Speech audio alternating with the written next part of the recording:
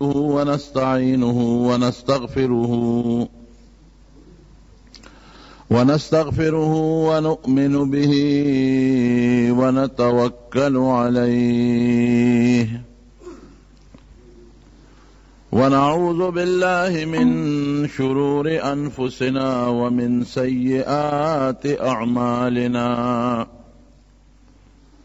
من يهده الله فلا مضل له ومن يضلله فلا هادي له ونشهد أن لا إله إلا الله وحده لا شريك له ونشهد أن سيدنا وحبيبنا وشفيعنا وسندنا ورحمتنا ومولانا محمدا عبده ورسوله أما بعد فأعوذ بالله من الشيطان الرجيم بسم الله الرحمن الرحيم يا أيها النبي إنا أرسلناك شاهدا ومبشرا ونذيرا وداعيا إلى الله بإذنه وسراجا منيرا. در ربیع الاول د میاشتې په مناسبت میں 13 جمعه د نبی کریم صلی الله علیه وسلم د سیرت پاک سے یو څو خبرې عرض کړې وې. د نبی علیہ السلام د والد محترم نوم عبدالله او د والدې محترم نوم آمنه بی بی آمنه. بی بی آمنه په مکه مکرمه کې د یو بهترین خاندان سره د هغې تعلق و چې هغې ته بنو زهره قبیله وې او د بی بی آمنې د پلار نوم وهب و او د تره نوم یې وهیب و او دا د خپل تره په تربیت کې وه. عبدالله متعلق ډېر زیات رشتې راتلې او خلکو په خپله دا غوښتنه کوله چې زمونږ لور یا زمونږ خور دا د عبدالله په نکاح کې راشي.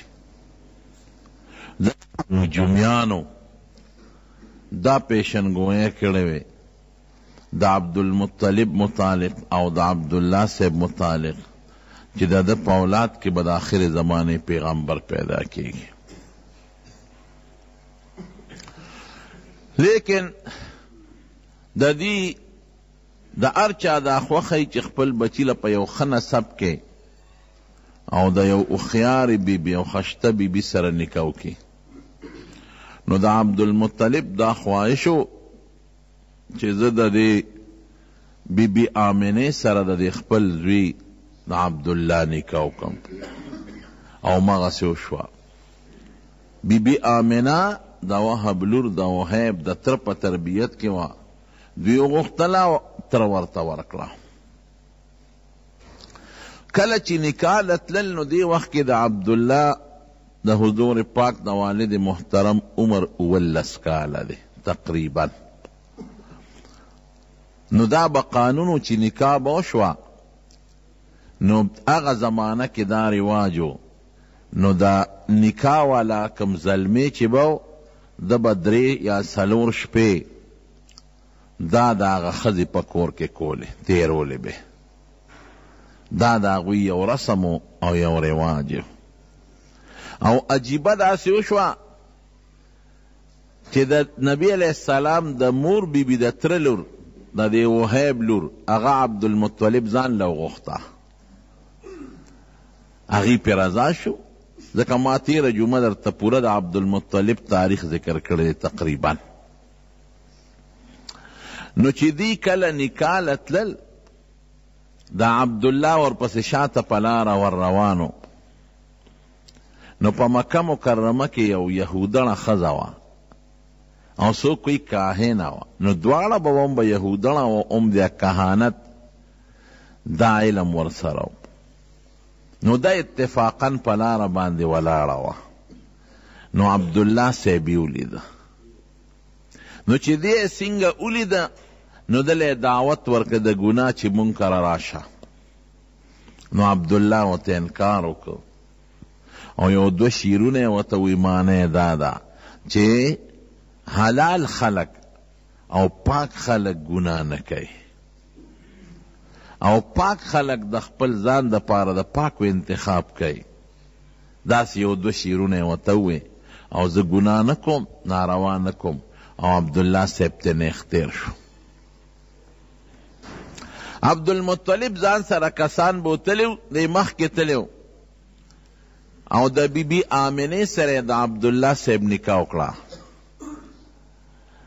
او کم چې د بی بی آمنې ترو وهیب د هغه لور سره خپله نکاح وکړه. دواړه نکاحونه په یو ورځ شو. نو د دې د زوړ رسم مطابق عبدالله درې شپې دا د سخر په کور باندې تیرې کړې. دا د هغې رسم و. د نکاح نه پس به دا پاته کېدل. نو چې درې ورځې پس په لاره د عبدالله را روان دی نو هغه ښځه چې مخکې پتلو کې د ګناه دعوت ورکړی هغه ورته دروازه کې ولاړه وه. نو عبدالله له اواز ورکړ. نو چې عبدالله ته وکتل وی چته تللی وی؟ وی زه تللی او د وهب لور د آمنې سره مې نکاح شوه. وی ښه غوږ کېږده. وی زه څه پلیته ښځه نه یم ګورې او نه زه زناکاره ښځه یم.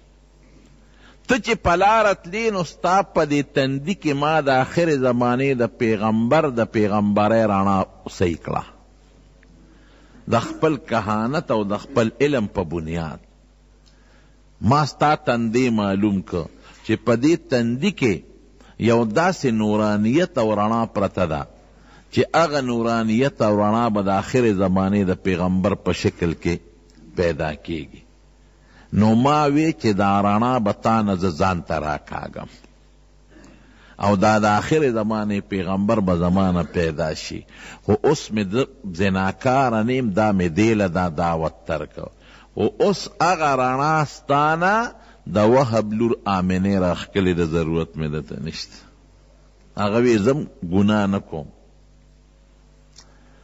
د نبی علیہ السلام د پیدایش نه مخکې داسې نښې نښانې ځلنده ښکارېدې. څه درته ما تېره جمعه ویلې دي. بی بی آمنه وی د حضور پاک والده محترمه وی په ښځو باندې چې د حمل په زمانه کې د امید په زمانه کې کم تکلیف تېرېږي وی ما دا تکلیف نه دی محسوس کړی، نه مې بوج محسوس کړی دی، نه مې درونوالی محسوس کړی دی او نه ما ته څه تکلیف رسېدلی دی. او داسې عجیبه زمانه وه چې یو ځل زه په کټ کې خوب د شپې نه راته اوړېدم نو ما یو غیبي سړي نه یو غیبي آواز واورېد. وی هغه سړی ما ته وی چې ای آمنې ته څه خبرې چې ستا په ګېډه د دې امت سردار پروت دی او دا هلک چې پیدا شي دله به نوم محمد اږدې ګورې صلی الله علیه وسلم. او چې پیدا شي نو یو دم به پی چې هغه دم یې راته وښو. سیرت ابن هشام کې شته دا واقعه. اعیذه بالواحد من شر كل حاسد. اعیذه بالواحد من شر كل حاسد چې دا یو الله په نوم دې هلک له زه پناه غواړم د الله په نوم د شر د هر حاسد نه چې د حاسدانو د شر نه خدای پاک محفوظ کی. او عجیبه دا وه چې په دغه زمانه کې په مکه مکرمه کې قاتو مکه کې خواسم واد غیر ذی زرع دشت او خشک علاقه ده خو بیا هم په دې غرونو باندې د غر دا واړه واړه بوټي کېدل او کبلې به پکې زرغونېدلې نو خلکو به سارو لته ګیا ورکوله. نو د سارو ګیاګانې میاګانې نه وې، باران بند شوی او چې کله د نبی علیه السلام زما امید پیدا شو د حضور پاک متعلق، نوی مکه مکرمه کې خدای فراخ سالی پیدا کړه، بارانونه وشو او په غرونو او په دشتو ګیاګانې زرغونې شوې او د خلکو د ګډو چیلو او د اوښانو غولاندې د پیو نه ډکې شوې او د خلکو څاروي د وازګو نه ډک شو. وی قسم دې زه پوهېدم چې دا د ما د دې بچي برکات دي چې لا دنیا ته دی تشریف نه دی راوړی، لا پیدا شوي نه دي او په مکه مکرمه کې خدای پاک فراخ سالی پیدا کړه. بیا د پیدایش په وخت کې چې دی کله پیدا کېده نو ناشنا حالات او واقعات څرګند شوي دي. عبدالمطلب وی ما یو خوب ولید، وی زملاستې مو زما د شان یو زنځیر اوچت شو او هغه زنځیر تا اسمان سره ولګېد، یو سر یې زما په دې شا پروت دی او بل اسمان سره ولګېد او ویناګانې هغه زنځیر په اونه بدل شو، اونه ته جوړه شو او د هغې اونې خرامونه پیدا شو او په خرامونو کې سانګې جوړې شو، په سانګو کې میوې جوړه شو. وی ډېر خلک راځي چې دا اونه کټ کي، خو یو خشتا لږ دی خوبصورت، هغه ته خلک منې کوي، څوک ورته نږدې نه پرېږدي. نو په دې اونه کې چې کمې میوې وې نو ما لاس اوچت که چې ځم ته یو میوه روشو کوم، خو زما لاس نه ور رسېده، زه به ما لاس به واپس را پرېوت. وی دې کې راویښ شوم. نو د هغه زمانې چې کم کاهنانو عالمانو د هغې نه مې د دې خوب تعبیر وغوښت. هغې وی ستا د شا نه به د آخر زمانې پیغمبر خدای پیدا کوي او د هغه دا څانګې د هدایت او دا میوې د هدایت دا به په دنیا کې خورېږي او خلک به ترې فایدې اخلي او څوک به مخالفت کوي، راځي چې داونه کټ کی مخالفت به کوي، خو خدای به د خلکو د مخالفت نه محفوظ ساتي. وی ته هغه میوې ته ونه رسېدې نو د هغه د نبوت زمانې نه به ته مخکې مرې. وی دا تعبیر ما ته ملو شو او چې کله حضور پاک مبارک پیدا کېده نو عبدالمطلب سے پخپله وی زه بیت الله سره خوا کې ناستم، وی دا بیت الله دا دیوالونه د ځمکې لرالل او بیا اوچت شو او څومره چې په مکه مکرمه کې غټ غټ بوتانو نو دا به په ځمکه پرېوتېدل. د مکې غټ کافران وی په دغه شپه زمونږ یو غټه بوتخانه او په هغې کې بوتانو او چې کم غټ بوت و نو په ځمکه پرېوت. وی مونږ بیا نیغ کو، وی بیا په ځمکه پرېوت، وی مونږ بیا نیغ کو، نو بیا په ځمکه پرېوت، نو بیا هم نیغ کو. وی مونږ کې یو کس وی چې هر څه چل دی خو په دې شپه څه ناشنا کار شوی دی.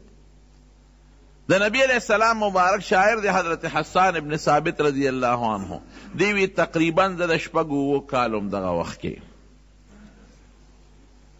د شپږو اوو کالو وی یو یهودي آواز وکړو او چغې کړی هغه یهودي چې د آخري زمانې د پیغمبر ستاره اوچته شوې ده او دا هغه ټیم دی چې دې ټیم کې د آخر زمانې پیغمبر دنیا ته تشریف راوړی دی او عرب هم په تاسو کې پیدا شوی دی. او په جاړه شو، مې چې جاړې ولې کاکاجي، وی جاړم په دې چې مونږ وی دا منقبت به بني اسرائیلو ته میلو شي زمونږ قوم ته، خو دا منقبت زمونږ د قوم بني اسرائیلو نه د مکې عربو ته منتقل شو. وی چې مونږ معلومات واغشتل نو دغه وخت کې نبی کریم صلی الله علیه وسلم دنیا ته تشریف راوړ او مور بیبی وی د پیدایش په درد اس قسمه تکلیف پوه شوی نیم او یو ناشنا رڼا مې ولیدله او د هغې رڼا نه ما ته خدای پاک شام او بصره وښول او مشهوره خبره د ډېرو کتابونو لیکلې ده چې د فارس کم آتشکده وه اخو مجوسیانو اور ته به عبادت کو. زرو کالو کې هغه نه وه مړه شوې، ځکه هغې به پکې خپل تیل اچول او د بلولو انتظام به یې کو، هغې ته به کسان ناست و چې دا مړه نشي او په دقه ټیم د هغوی هغه آتشکده چې د هغې هغه کم مرکزي عبادت خانه و هغه ورې مړ شو او د کسرا د غټې ماڼۍ نه غټې غټ تیږې راوغورځېدلې نو هغه کاهنان راوغوښتل وی زما د دې ماڼۍ باندې بېګال زلزله راله او تیږې ترې راوغورځېدلې، دا څه وجه کیدی شي؟ هلته اطلاع راله چې د فارس آتشکده هغه مړه شوې ده، دا څه وجه ده؟ نو هغې لم نجومیانو کاهنانو خبر ورکړ چې په دې ټیم په دې شپه په دې وخت کې نبي آخر الزمان دنیا ته تشریف راوړلی دی. جنات او دا پیریان به بر اسمان ته ختېدل، دا خدای په اسمان بند کړل. نو هغې خپلو کاهنانو او جادوګرو له اطلاعات ورکړل چې څه نوې معامله پېښه شوې ده، زمونږ بره د اسمان تلل بند شوي دی او منع شوي دی. بهر کیف چې کله پیدا شو نبی کریم صلی الله علیه وسلم مور بی بی وی عجیبه کیفیت و چې دی پیدا شو نو دا اسمان ته ګوته نیولې وه، لا ماشوم دی و اسمان ته یې ګوته نیولې ده. او مشوره خدا ده چې په 12 د ربیع الاول دنیا ته تشریف راوړی دی، لیکن کم محققین چې دي تاریخ دانان او د سیرت لیکونکي هغوی چې کم تحقیقات کړي دي نو دا تاریخ ټیک نه دی، ځکه په دې د ټولو علماء اتفاق دی چې ورځ د ګل وه. د ګل دا ورځ ډېره زیاته بختوره ده، د حضور پاک پیدایش د ګل پر ورځ، او مدینه منورې ته چې هجرت وشو مدینه شریفې ته ورسېد دام د ګل ورځ وه، او وحی چې نبی علیه السلام ته نازله شوې دام د ګل ورځ ده. نو یو ځل د نبی علیه السلام مبارک نه چا د ګل دروازې تپوس وکړه د روجې، وی صاحب که د ګل پر ورځ روجه ونیسم د دې روجې څه فضیلت دی؟ نو حضور پاک وفرمایي د ګل پر ورځ پیدا شوی او د ګل پر ورځ ما له وحی راغلی ده، نو وی د ګل ورځ خو ډېره مبارک او بختوره ورځ ده. مسلم شریف کې حدیث دی، او یو حدیث کې راځي چې نبی علیہ السلام به د ګل پر ورځ عموما روجه نیوله، د ګل پر ورځ باندې. نو د ګل ورځ دا بختوره ورځ د رڼو ورځ د ګل وه او میاشت د ربیع الاول وه.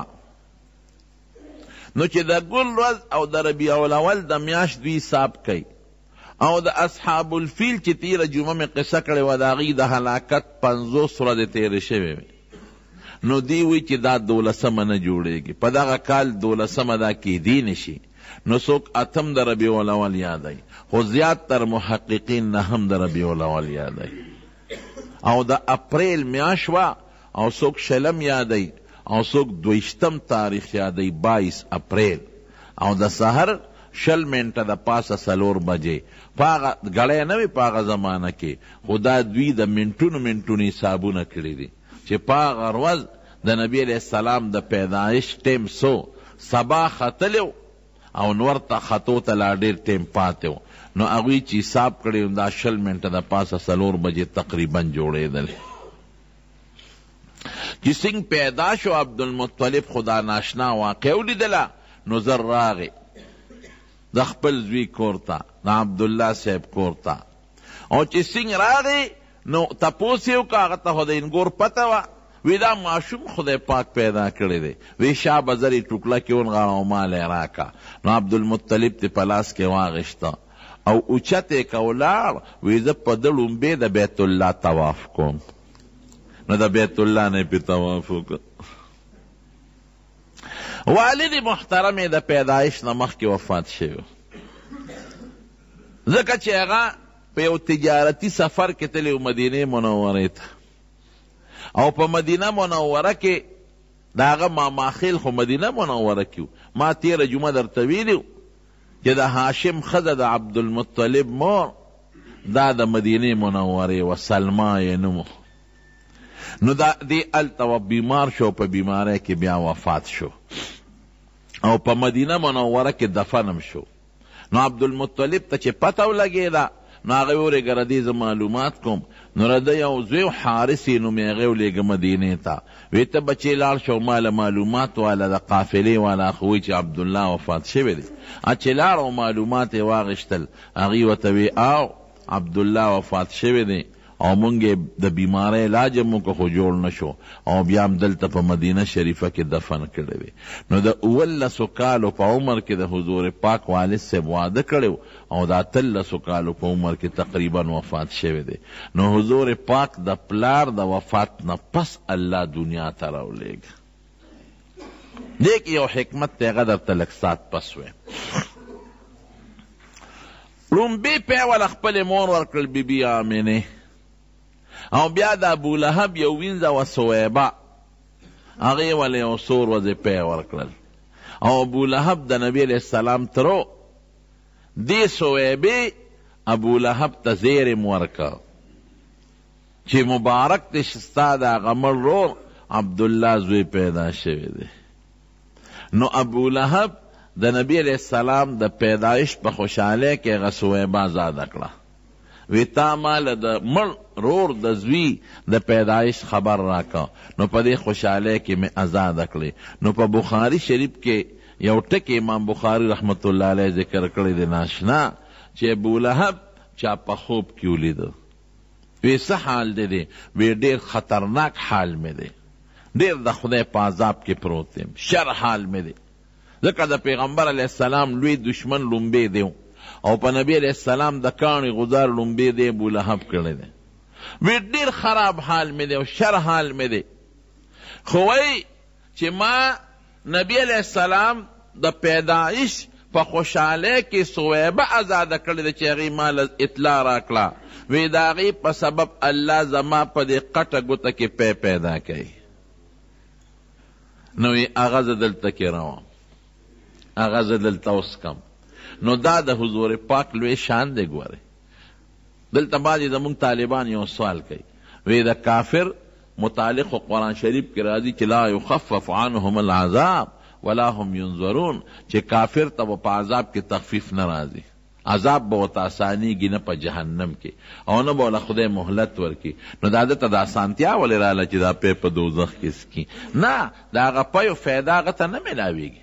د جهنم خو دومره تیز تاو دی چې دا خو لا د ګوتې پوټې غوندې پی دی چې بالټې پکې ورواچی، لا د بالټي نه به نه جدا شوی چې الوتی به دله فایده نه ورکوي. خو د نبي علیہ السلام لوی شان ته معلومیږي او هغه له افسوس ورکوي چې نیکبخته صرف د هغه په پیدایش دې خوشحالي کړې ده، نو ګوته کې دې پی پیدا شي. که ایمان دې پې راوړی وي نو چې څومره د پیو چینو کې به په جنت کې پروت وي.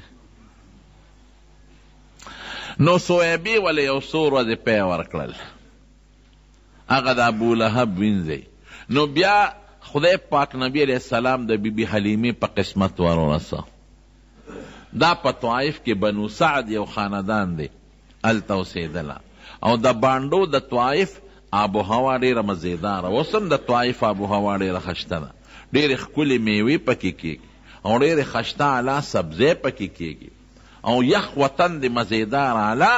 مکې مکرمې نه بار یو غر دی، د هغه غر نه شاته تقریبا 100 کیلومیټر لږ بګ به طائف راځي. نو دا غځای ښځې به کال کې یو ځل راتلې او په مکه کې به ماشومان کتل چې چا ماشوم پیدا شوي چې مونږ یې ځان سره یو څو تربیت یې وله وکړو، دیانې به وې. نو هغې کې به د هغې فایده وه او د مکې د خلقو هم دا یو رسم و رواج و چې خپل ماشومان به بانډې ته لیږل. ځکه هغې به وی د شهري خلقو د شهر آب و هوا ټیک نه او د بانډې آب و هوا مزیدار او بیم خشته هوا مزیدار او د بانډو جبه عربي اصلي وي او شهر ته ښار ته خو هر قسمه خلک راځي نو جبه یې ګډه وډه شوي. نو خلکو به خپل ماشومان ورکړل، هغې به وله پالل او دوی به وله پیسې ورکول. نو بی بی حلیمه رضی الله تعالی عنها وی دقسې د طائف د بنو سعد زمونږ ښځې لاړی زنانه چې دوی ځان له ماشومان ګورو چې مونږ یو ساتو پیسې پې وګټلو. وی چې رالو په مکه کې معلومات کول، نو وی زما چې څومره ملګرې راغلي وي هرې ملګرې ته یو یو ماشوم میلاو شو او پیغمبر علیه السلام ته چا غاړه نه ښوده. خلکو به وی دې کور کې یو ماشوم پیدا شوی دی یو 7 ورځې مخکې. نو چې رابلل تپوس بیا وکړو نو د پلار نشته، دا یتیم دی، د پیدایش نه مخکې پلار وفات شوی دی. نو چې هغه ښځو به ورته غاړه نه ښوده چې دا یتیم دی نو موږ له به څه راکړي، پلار یې نشته نو موږ له به څه راکړي. وی ډېرې ښځو پې چکر ولګو خو دې چا هم قبول نه که. وی زم په ړومبي ځل د عالم چې تپوس مې وکړه، وی چې پلار یې د پیدایش نه مخکې وفات دی. وی ما وی چې دا ماشوم نوړم ما له به څه راکړي، څه پیسې به راکړي. خو ما نورو ملګرو ته مې ماشوم میلاو شو او ما ته میلاو نه شو، نو مې چې تشه ځم نو زه دا ماشوم به خیر ځان سره بوزم. نو رالم او نبی علیہ السلام مبارک دا ماشوم مې ځان سره اوچت که چې تشه نشم تلی. وی زما ته څه پته وه چې دا خو په دنیا کې واقعي یتیم دی خو د خدای په نزد د یو لوی مقام او مرتبې خاوند دی. وی ما چې دی څنګه اوچت که او ما خپلې سینې ته واچو ګسې سینې ته، ځکه د ما خپل بچی مو، نو وی ده زما ګسه سینه نه اغېشتله جړلې، نو ما زر دی بلې سینې ته که، نو وی زما ښې سینه یې واغېشته او ګسه سینه زما هغه بل بچي ته ژوه. او چې په لاره تلو نو په کومه قچره چې ما سورلي کړې وه نو یې ډېره لاغېره وه او ډېره ټپه وه، او وی ما به شړله او قافله کې سفر نشو کولی، رستو رستو به کېدله. او وی چې ما نبی علیه السلام مبارک غیږ کې واغېشته او په هغه قچره څاروي باندې سور شم، وی قسم ده چې زما څاروي د نورو څاروو نه مخکې روانو. نو ما ته د قافلې خلق وی چې حلیمې دا همغه څاروی دی که دا د مکه کې بدل کو؟ مې چې نه دا همغه څاروی دی، خو ما له خدای یو برکتي ماشوم په لاس را کړی. وی قسم دی چې زما په سینه کې دومره پیدا شو چې نبی علیه السلام به موړ شو، زما خپل بچی به موړو. او زمونږ په علاقه کې په دغه زمانه کې قات و قات ګیاګانې نه وې، نو زما ګډې چیلی او څاروي چې به زما بچو سرن له بوتلل، نو ماښام به ماړه راتلل، وی زما څاروي سر به شو، غولانځې به یې د پیو ډکې وې. او خلکو به خپلو غلامانو ته او بچو ته وي چې تاسو څاروي نار راولئ او د حلیمې څاروي ماړه راځي. دا ولې؟ هغې سره یو ځای د هغې څاروو سره څاروي سره وی، وی بیا به خلکو زما څاروو سره یو ځای څاروي سرول، خو بیا به هم د خلکو څاروي نار راتلل او زما څاروي به ماړه راتلل او غولانځې به یې د پیو ډکې وې. وی قسم دی ما د پیغمبر علیه السلام مبارک په بوتلو په دغه سور وځې کې دننه دننه د هغه برکتونه محسوس کړي دي او ما لیدلی دي. او ما به دې کله د خپلې بلې سینې ته واچو د پیو دپاره، نو نبی علیه السلام په ماشوموالي کې هم ډېر انصافدار و. وی د هغه خپل بل رور پی ته به د خوله نه اچول، هغه به یې نه رول، هغه خپله سینه به یې رودل، هغه بله به یې نه رودل. او عجیبه ناشنا ټکې سیرت ابن هشام کې شته او په مستد احمد کې هم شته او نور علماو هم لیکلي دي چې نبی علیه السلام مبارکه به ما دې مونږ ورته اورڼۍ وایو که نه، ماشوم نه چې کوم لومبې ټوکله ته وایي، وی ما به په اوړنه کې دی واچو، نو ماشومان خو لتې وایي چې ویس پړی او ځان نه هغه ټوکله غورځئ. وی یقین وکړه چې ما به دې په اوړنه کې واچو او زه به رالم، وی د ده نور وجود که به ښکاره شوی خو د نامه نه لاندې عورت پر ده همیشه پټو، فرشتې به حفاظت کو د نبی علیه السلام مبارک. وی زر زر به لوېده په میاشت کې د هفتې برابر، چې بل ماشوم هفته کې څومره نشونما کوي دی به په ورځ کې هغسې نشونما کول، او چې بل ماشوم میاشت کې څومره لویږي هفته کې به هغسې لوېده، او چې بل ماشوم په کال کې څومره لویږي نو په میاشت کې به هغه مره ترقي نبي علیه السلام مبارک کوله او وجود یې طاقتمن و. وی د نورو وروڼو خویندو سره به یې لوبې کولې. یو خور یې و شیما یې نوم و، دا د رضایي خور یې و د بیبي حلیمې خپله لور وه. نو یو ځل یې نبي علیه السلام بوتلی، نو بیبي حلیمې وی چې زما په زړه کې د نبي علیه السلام ډېر لوی قدر و، ځکه ما ته هغه برکتونه معلومېدل. ما کره غله فراخه شوه، زه په خېټه ماړه شوم، زما بچي په خېټه ماړه شو، زما څاروي ډېرېدل، برکتونه پکې پیدا شو. نو وایي چې زه به ډېر د خپلو بچو نه به مې د نبي علیه السلام ډېر خیال ساته. نو یو ځل یې په غرمه کې زما د لور شیما نبي علیه السلام ایستی و، نو زه ورپسې بار ووتم چې دا ماشوم دی په دې تو کې ولې ایستی دی.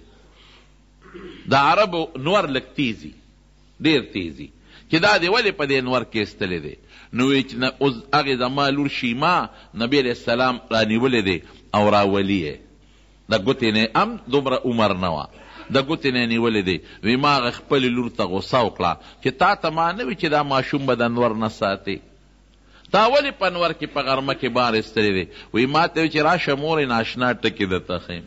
څنګه دی؟ وی ده باندې انور نه لګي، اوریاس پې د پاسئ، او چې دی کم خوازي د اوریاس ورسره روان یې هغه سورې پې د پاسئ. راشه وګوره دا د انور دی او د انور د پاسه په د سورې دی. وی دا د نبی علیه السلام مبارک د ماشوموالي برکتونه ما لیدلي. وی یو ځل 2 کاله چې موله پی ورکړل نو ما دې راوست خپلې مور بیبي له چې مور ته یې حواله کوم ویړه مې نو خو قانون به دا و چې 2 کاله به دې ماشوم ساته زیات پرې نه ساته نو چې مې راوست نو په مکه مکرمه کې وبا وه طاعون بیماري وه نو ما ته مور ته مې ویلی وي چې دا ماشوم دی زما خو نه کېږي او مکه کې وبا ده نو که دې خوښی خیر دې ما له پیسې مه راکوه اجرت مه راکوه دې به زه واپس بوزم وی مور یې راته وي چې او دلته وبا داسې نه بیماري ورته ونه لګي واپس یې بوزه وی ډېر زیات پې خوشحاله شو نو بیا مې بوته نو 2 کاله را سره زیاتي عمر یې تېر که 4 کاله یې دې سره تېر کړي وی یو ځل په طایف کې یو میله لګېدلې وه نو مونږ هغه میلې ته ولاړو دا جادوګر دا خپل جادوګري ښکاره کوي که نه جادوګري په دې میلو کې اوسمي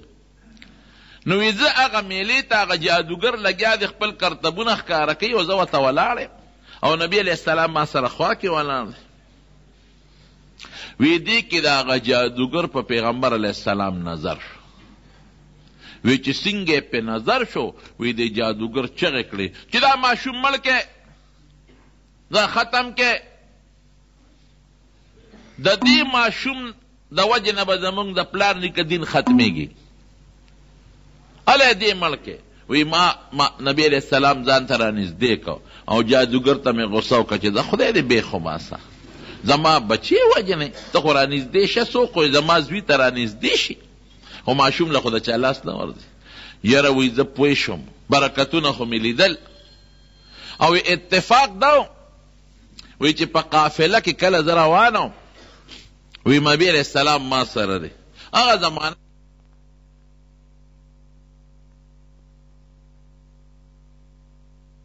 ګرځېدل نو کهانت او د نجوم ډېر لوی دور و نو په دې قافله کې یو نجومي او کاهن وی چې نبي علیه السلام له ما پی ورکول دا مخې ښکاره شو نو هغه ورته وکتل وی ما ته وی چې د دې ماشوم څه نوم دی وی ما ورته وی چې د ده نوم محمد دی صلی الله علیه وسلم د ده د پلار څه نوم دی نو ما ورته د خپل خاوند نوم واغېسته چې پلار یې دا دی ولاړ دی او دی نوم دی حارس او ما ته وی چې د مور یې څه نوم دی وی ما ورته وی چې دې مور یې مو زما نوم آمنه دی وی ما ته هغه نجومي وی چې کله دې ماشوم د پلار نوم عبدالله وی او دې وخت کې مړ وی جمدې نه وی او د مور نوم یې آمنه وی دا اوس ما لاله وجمې خو ته وی چې دې پلار دی جمدې دی نوم دې حارس ولوخو او ته وی زی موریم او نوم ستا حلیمه دی نو دا په شک کې دی واچولم وی ما ورته وی چې ولې دی وجه وی د دې ماشوم شکل د آخر زمانې د پیغمبر په شانته دی د ده د تندین د آخر زمانې د نبوت رڼا روزي خو د هغه په صفتونو کې دا لیکلي دي چې پلار به د پیدایش نه مخکې وفات شوي او د پلار نوم به عبدالله او د مور نوم به آمنه نو د دې په دې وخت کې په شک کې واچولو وی مې چې شکر دی چې خپل نوم مې ورته ښوولی او دا خپل پلار مې ورته ښوولی دا خپل خاوند مې ورته ښوولی دی وی یو ځل زما هغه خپل ماشومان وروڼه خویندې په منډه رالل وی ما ته وی چې مورې هغه زمونږ قریشي رور خو چا مړ که وی بس په ما هیبت راغی مې چې دا خو لانجه پیښه شو نجومیان او کاهنان او یهودیان خو د متعلق اطلاعات او خبرې ورکوي او مسله پیښه شو وی مې چې ولې وی چې هلته مونږ لوبې کولې او یو څو کسان رالل او چړې یې راوویستې او په سینه کې یې ولې وټومبلې وی بس ما چغې جوړې کړې خاوند ته مې وی سړیاله راشه وی منډې م کړه چې راشه مونږ ته ځای وښایه وی هغوی ماشومان را سره وی هغه ځای له یې بوتلو وی چې هلته سینګ ورسېدو کتل وی نبي علیه السلام دقسې یک تنها ولاړ دی او شین ګوشین هېڅوک نشته نه پې د وینې اثر شته او نه څه د چړې چاکو داغ شته زر مې وکته او روچت مې کو سینې پورې مې ونیوه او کور ته مې راوسته ویرېدم وی ما ته مې خاون وی چې دا به چېته پیریان میریان او یا چېته بل څه شی به د غیب و سالم به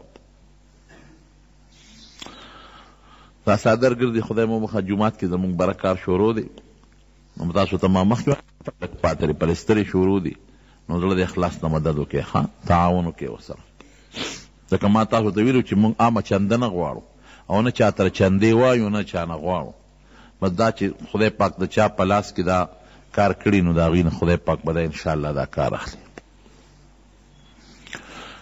بهر کیف وی شین ګوشین ولاړو کور ته مې راوسته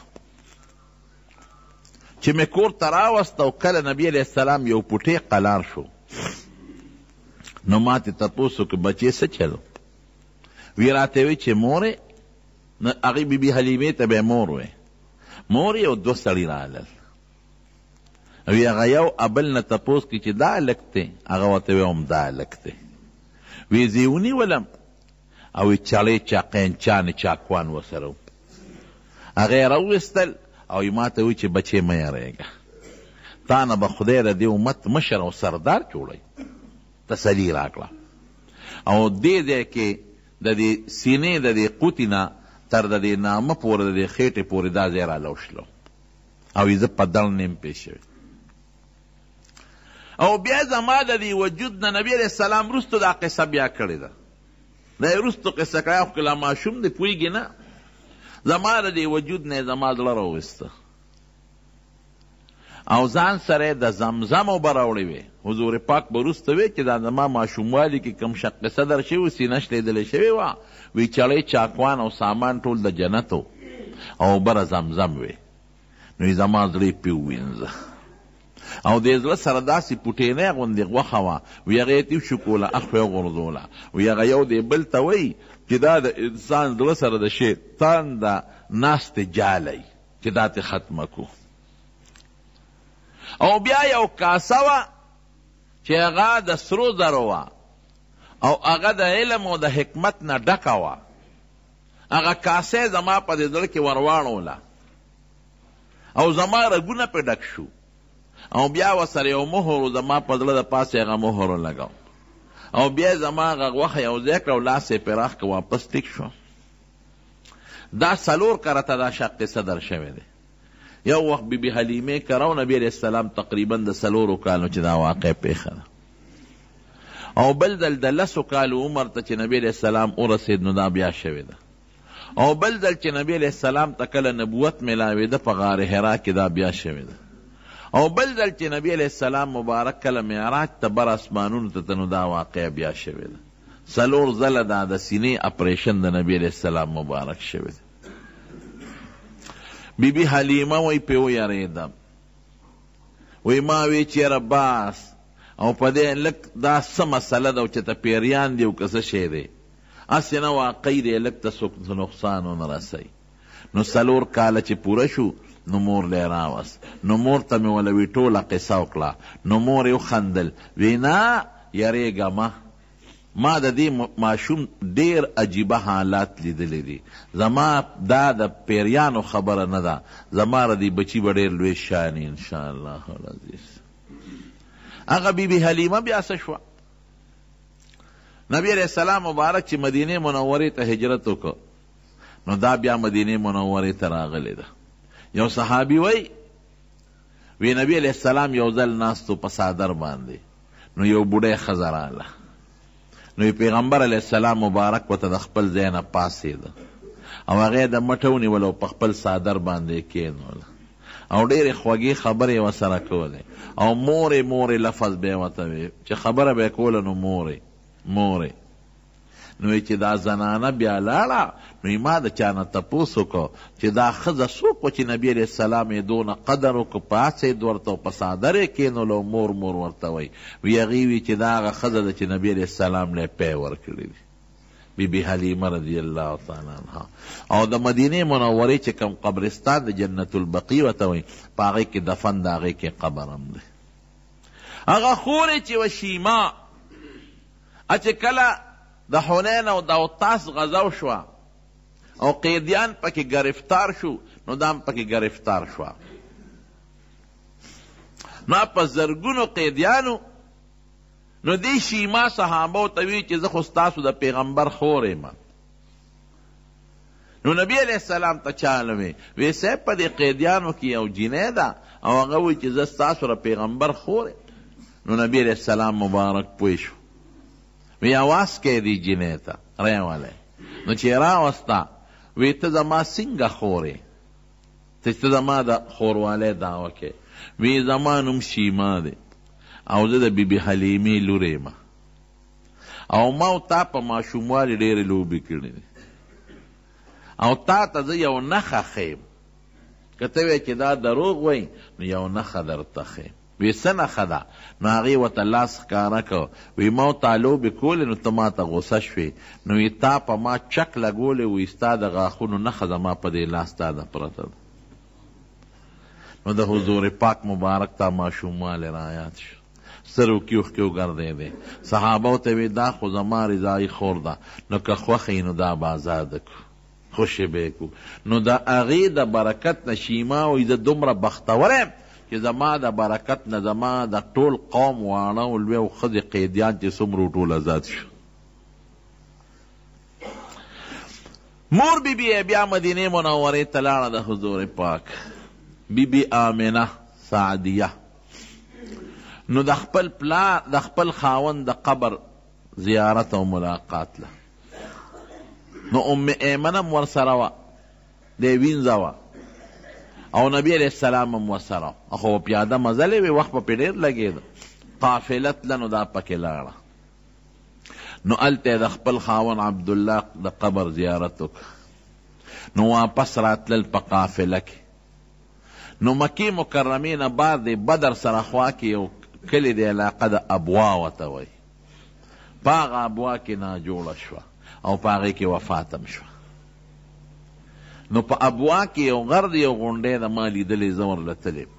نو هلته کې د نبي علیہ السلام مبارک د مور د بیبي آمنې د هغې قبر دی. نو نبی علیہ السلام د پلار نه خو یتیم پیدا و، پیدایشي یتیم چې ورته وایي، او مور تقریبا دغه د 4 کالو بلکې لږ عمر زیاتو دغه وخت کې مور وفات شوه. نو ام ایمن ځان سره بیا مکې مکرمې ته راوست. رونو دې کې څه حکمت و؟ عقل خدا وی چې پلار یم جم دی وی او مور یم جم دی وه، چې دا د یتیموالی دا دور پیړو راغلی. نو دې کې دا الله یو حکمت دی. قرآن شریف کې الله تعالی په خپله فرمایي الم یجدک یتیما فآوا.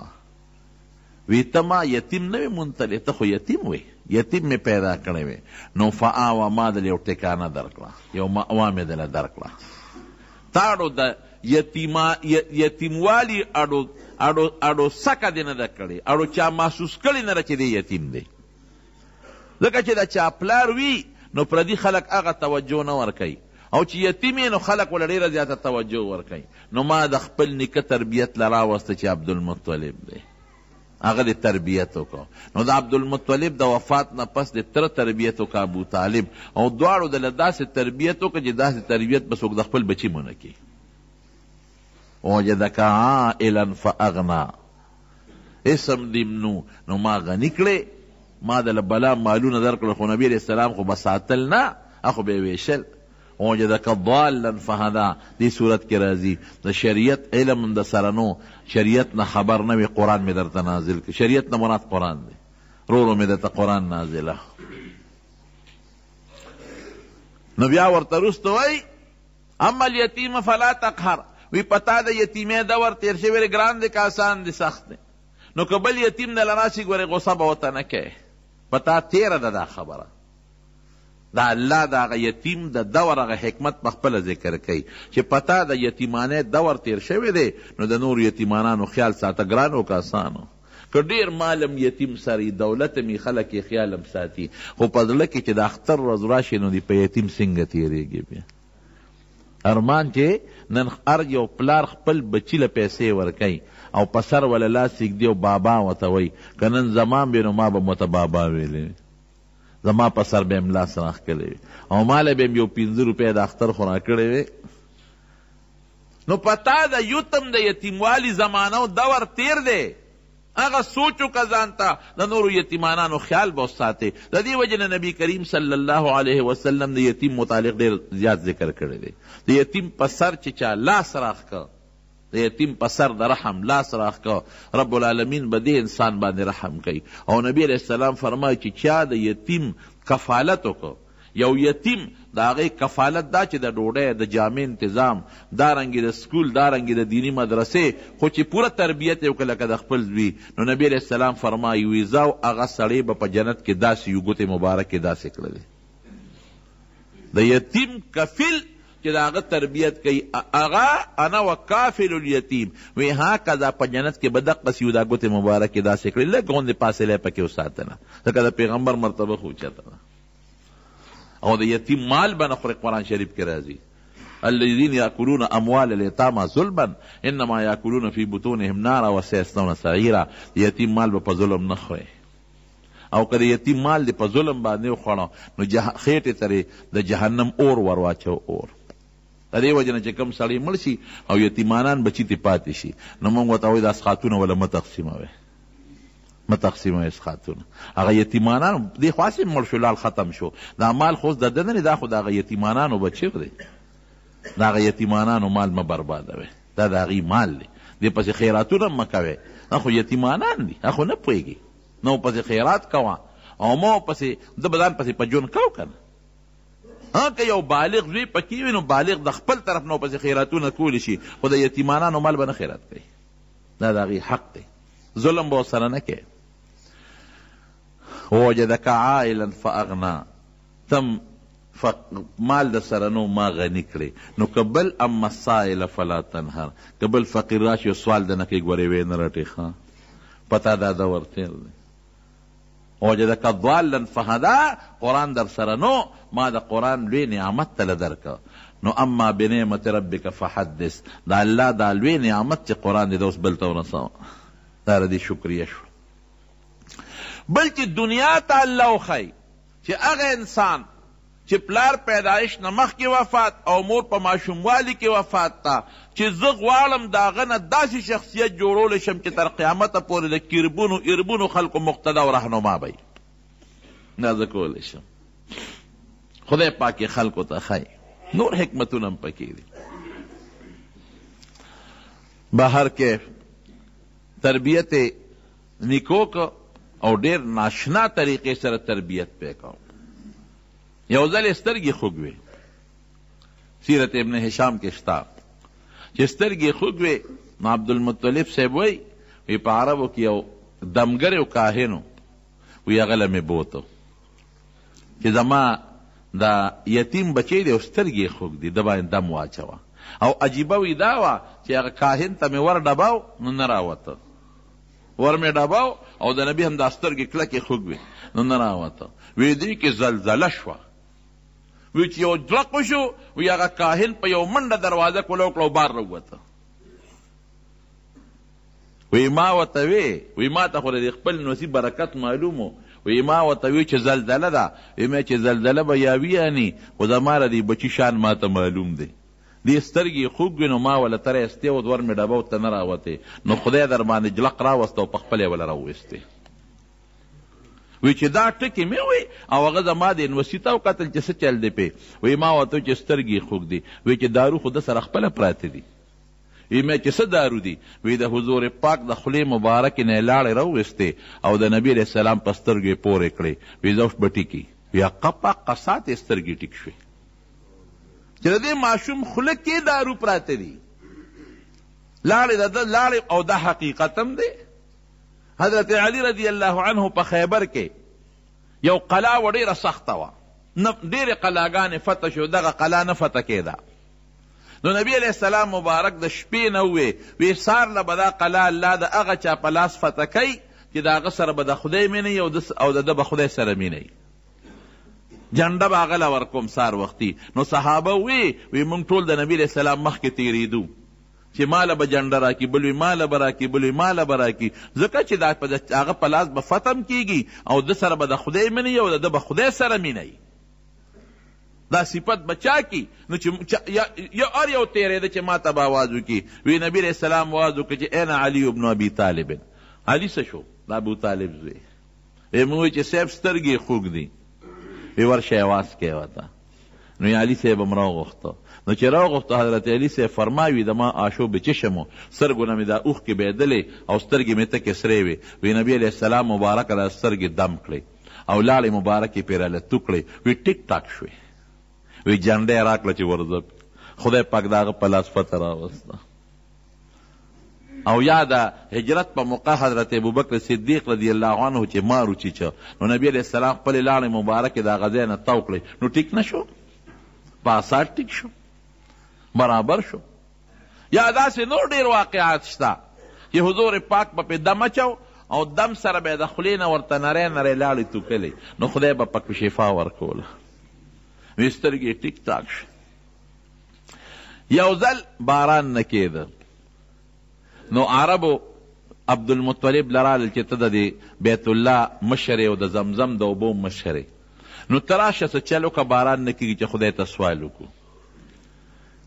نو ابو طالب صاحب ورېږه ما سره انتظام شته که نه؟ نو نبي علیه السلام مبارک یې راوویسته. دی خو ماشوم ابو طالب صاحب ساته. وی دا ماشوم الله ډېر برکتي دی. خدای را دې ماشوم په دې سپین مخ د نه سوال کو چې په موږ باران وکړه. وی ورځ راله او ګلز ګلز وشو او په اسات باندې باران وشو. وابیض یستسقى الغمام بوجهه، بخاري کې راځي وابیض یستسقى الغمام بوجهه سمال الیتامى عصمة للارامل. وی خشته ښکلي سپین مخ یې دی او خلک چې باران غواړي د په دې مخ باران غواړي په ماشوموالي کې. وی خدای پاک باران وکړه. بهر کیف نور حالات یم دی انشاءالله مقونو آینده جمعه کې به درته بیان کړم. نو د نبی کریم صلی الله علیه وسلم د ولادت مبارک دا میاشت رونه مونږ به په دې کې څه کوو؟ نو دې میاشت کې څه داسې خاص اعمال نشته چې مونږ د هغه یو خاص عمل وکړو. هیڅ داسې خاص عمل نشته.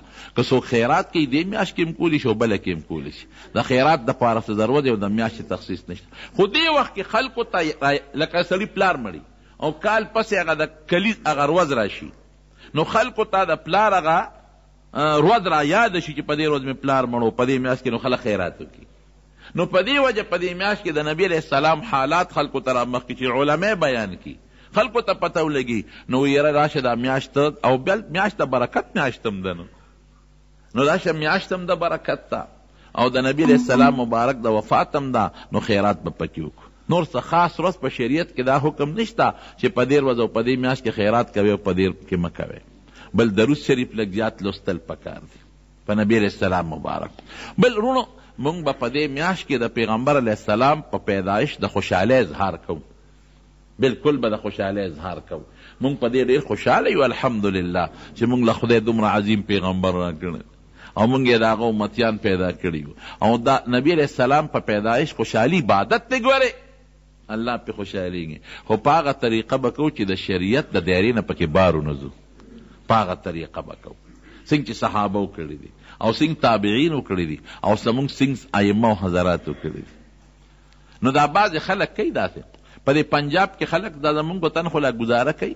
زه پروس کال تللی وم پنجاب ته، نو هلته کې د شپې را روان یو ځای کې همدار ورځې وې، نو صاحب چې هلته مې وکتل چراغان دي او بلفونه دي او څه لوی نخرې پخرې دي.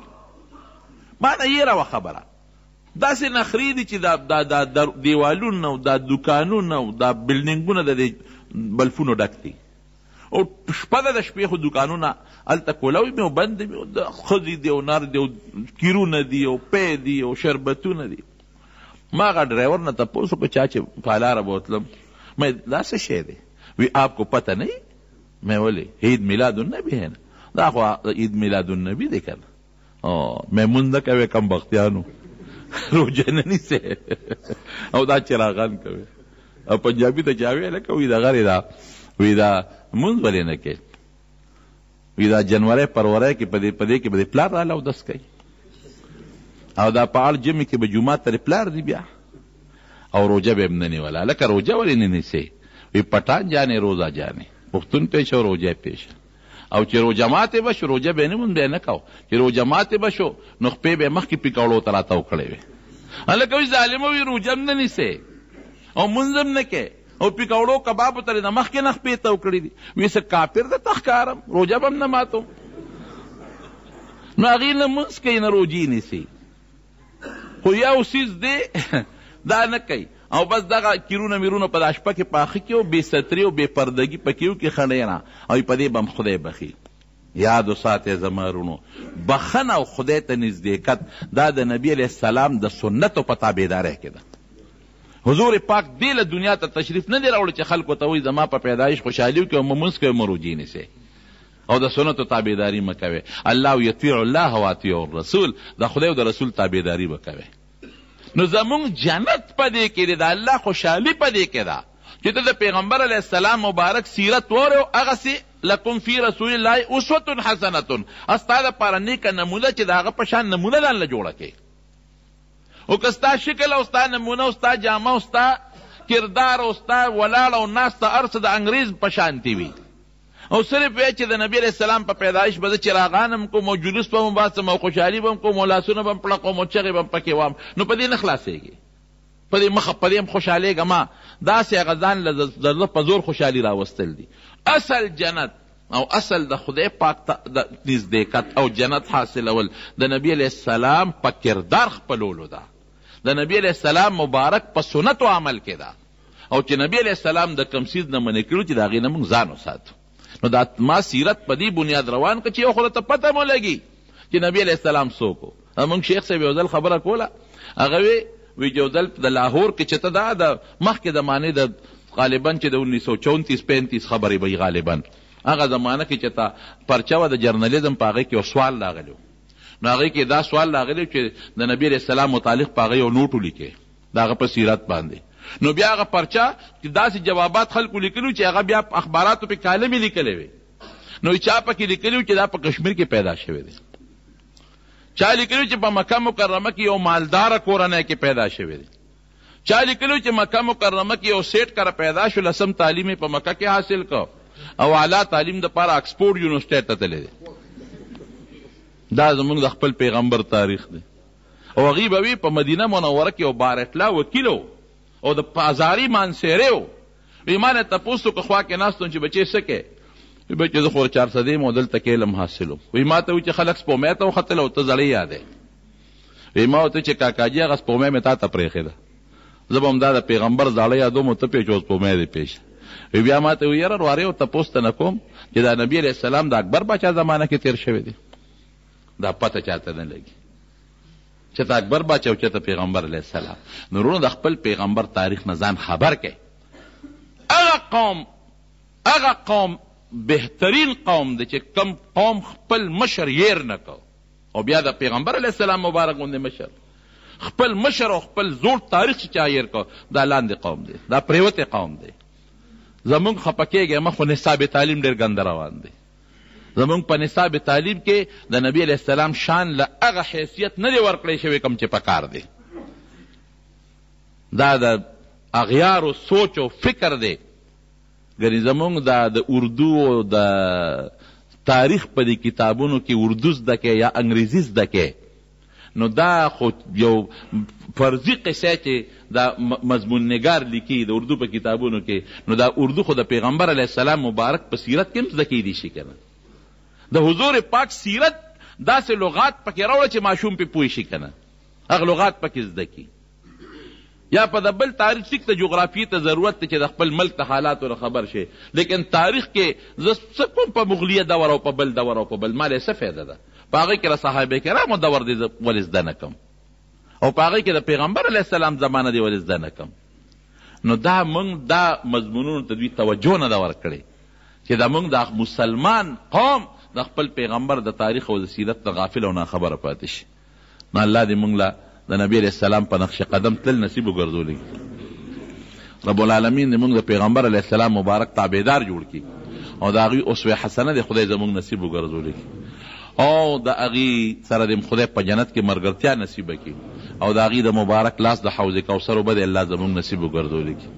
خدای دې د شیطان د نقش قدم نه وساتي، الله دې د فتنو مصیبتونو آفتونو پامن کې وساتي. زمونږ دلته کې دا احسان حاجي صاحب احسان استاد صاحب دی کور والا وفات شوي، هغې ته هم دعا کې چې رب العالمین مغفرت نصیب کړي، د آخرت وی سفر الله د روښانتیا کې، او محمد زمان زمونږ د بدرخیلو نیمشادي رور وفات شو، هغې ته هم دعا کوې چې الله مغفرت نصیب کړي.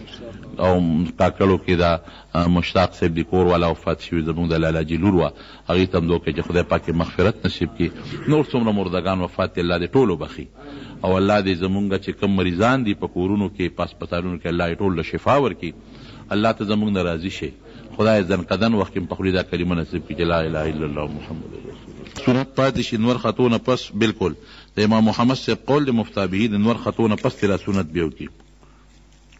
یو زنانه خاون مړ شي او هغه پریز کې وي، نو هغه زنانه په پرده کې د زوی په جنج باندې به نه دي، دا به عدت په خپل کور کې تیری. د خوشحالۍ جامې داسې او داسې د خوشحالۍ داسې خوشبویۍ پورې کول او لفټکې مفټکې پورې کول دا ګناه ده ټوله. د کور کې مشکلات دي، الله دې مشکلات په خیر بدل کړي. ابا کوي ویتر قضا شته دی. مومن چې ګناه کوي نو د هغه نه ایمان اوچتېږي او دوباره پکې بیا اخبار داسې ده. یو حدیث پاک کې راځي چې څوک په ګناه کې مبتلا شي نو ایمان ته اوچت شي. علما لیکي چې د دې نه مراد د ایمان هغه نښه ده. دغه وخت کې دی مؤمن دی، دی وخت کې دی مؤمن دی خو کامل مؤمن نه دی، د ایمان هغه کمال ته پورته شو، یا د ایمان چې کومه رڼا ده هغه رڼا د ایمان ته نه پورته شوه. دا تعویل پکې کوي.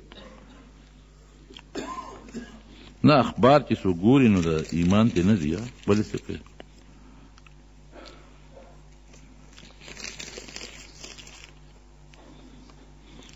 ما ته وي د ګیرې ساتلو ډېر شوق دی، خو د ښځې نه مجبور یم، هغه اجازت نه راکوي.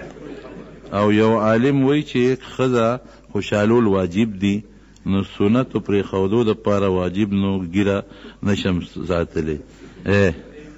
خبره داسې ده چې دا د ګیرې په مسله کې خو ترې کمانډر صاحب خوشحاله ساتي، کمانډر صاحب خو د ګیرې مسله کې خوشحاله ساتي، خو د دنیا مسله کې دم چې ته خوشحاله ساتلی ده او که نه یوازې په ګیره کې دې خوشحاله ساتلی ده.